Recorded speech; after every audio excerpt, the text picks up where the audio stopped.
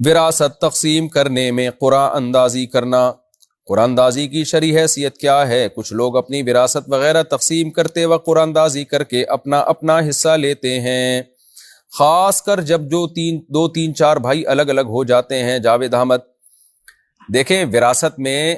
جس کا جتنا حصہ بنتا ہو پورا پورا اس کو اتنا حصہ دینا لازم ہے۔ قرآن اندازی کی وجہ سے ایسا کرنا کہ کسی کے حصے میں زیادہ چلا گیا کسی کے حصے میں کم چلا گیا، یہ قرآن اندازی حرام ہے، اور ایک طرح کا یہ جوا ہے کہ بھئی جس کا نام آ گیا وہ یہ چیز اٹھا کے لے جا، وہ ہو سکتا ہے وہ مہنگی ہو یہ سستی ہو۔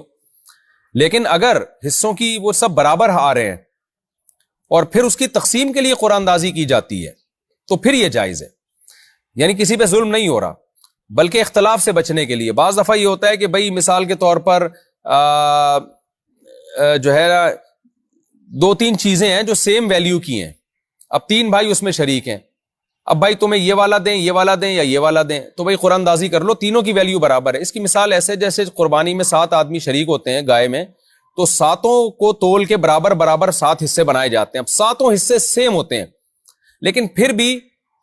اب ایک آدمی ایک حصہ اٹھا رہا ہے تو دوسرے کے دل میں وسوسہ آ سکتا ہے کہ یار ایسا تو نہیں کہ یہ زیادہ اچھا گوشت تھا تو اس لیے یہ لے کے جا رہا ہے، تو اس میں پھر قرآن اندازی کی جاتی ہے کہ بھائی ہم کوئی اس میں فرق نہیں کر رہے، بلکہ جس کے نام کی پرچی جس کے حصے میں نکلے گی وہ حصہ اس کو دے دیا جائے گا۔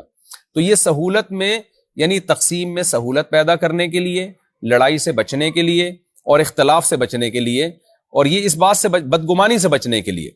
کہ کوئی یہ نہ ہو کہ کوئی یہ کہے کہ فلاں کے ساتھ زیادہ احسان کیا جا رہا ہے فلاں کو محروم کیا جا رہا ہے۔ اس عمل سے بچنے کے لیے اگر وراثت کی تقسیم میں قرآن اندازی کی جاتی ہے پھر تو ٹھیک ہے، لیکن دپل والی قرآن اندازی کہ جناب وہ چیز مہنگی ہے یہ سستی ہے تو قرآن اندازی میں جس کا نام آ گیا ہم اس کو دے دیں گے، یہ ٹھیک نہیں ہے، کیونکہ اس میں واضح طور پر ظلم ہو رہا ہے اور اس قرآن اندازی کی کوئی حیثیت بھی نہیں ہے پھر۔